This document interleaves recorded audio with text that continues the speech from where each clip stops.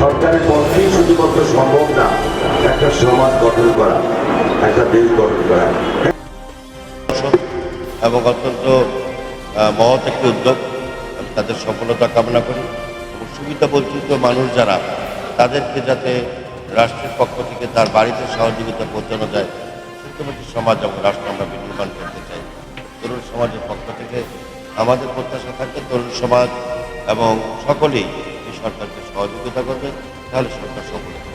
ঈদের ঈদ প্রয়োজন, সেটাই দেওয়া হয়েছে বক্তব্য। আমরা আজকে আমাদের উদ্যোগে হলো চাল দিয়েছি, ডাল দিয়েছি, তেল দিয়েছি, সরিষার তেল, আর আপনার সেমাই দুধ। মূলত আমরা ঈদকে সামনে রেখে ঈদের জন্য আমরা সবাই স্টুডেন্ট, তো আমরা আমাদের সামর্থ্য অনুযায়ী আর আমাদের সোশ্যাল ওয়ার্কের একটা শখ, এই শখ আর আমাদের যে সামর্থ্য, এই দুইটাকে সমন্বয় করে আমরা মানে দেখা গেছে আমরা ঈদের দিন পোলাও খাবো, কিন্তু ওনাদের কথা চিন্তা করে আমরা খিচুড়ি আর সেমাই এইটা মানে এই চিন্তা করে আমাদের ব্যাগে এই গিফটগুলো আমাদের জন্য আমরা টোটাল 170 জন, 170টা ব্যাগ রেডি করছি আর 170টা টোকেন আমরা দিয়েছি।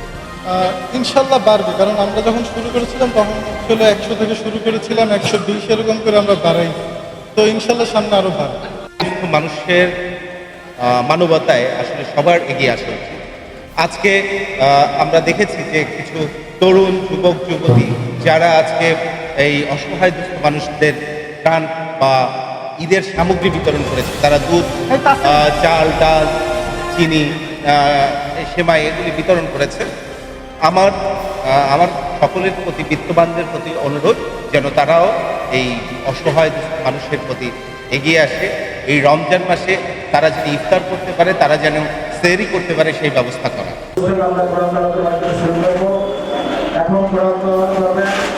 আমাদের এই সিন্ধু ফাউন্ডেশনের অন্যতম কৃষ্টি বিষয়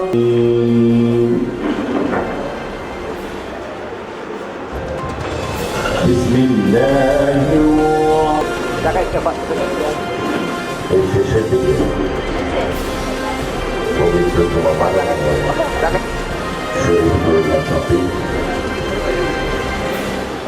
এখানে সম্মানিত অতিথি। একটি সরকারের পক্ষেই শুধুমাত্র সম্ভব না একটা সমাজ গঠন করা, একটা দেশ গঠন করা। দায়িত্ব পালন করেছেন। আমি পরিচয় করে দিচ্ছি লাবণ্য, আমার যাদের পরিশ্রমে সফল হয়েছে। আমি সংক্ষিপ্ত বলে তাদের একটু সম্মানিত উপস্থিতি, বিশ্বপ্রুর ফাউন্ডেশন কর্তৃক আয়োজিত। বলো, আমি তো তোমাদেরই মতো একজন মানুষ, আমার প্রতি প্রত্যাদেশ হয়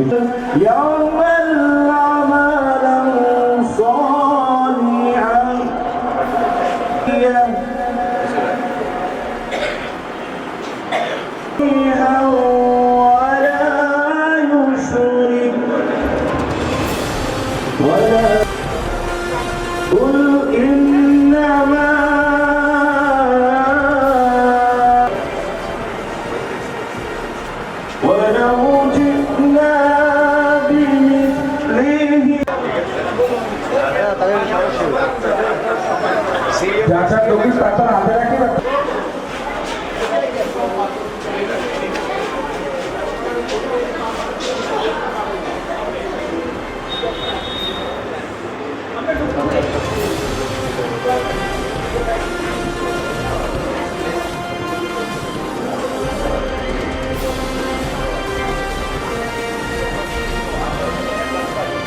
ঠিক আছে ভাই, ওকে, ডাউন, ওকে, ঠিক আছে, ঠিক আছে। সম্মানিত উপস্থিতি, আপনারা যারা আছেন সকলে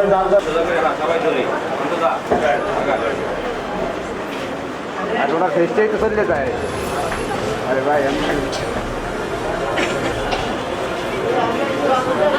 ধন্যবাদ।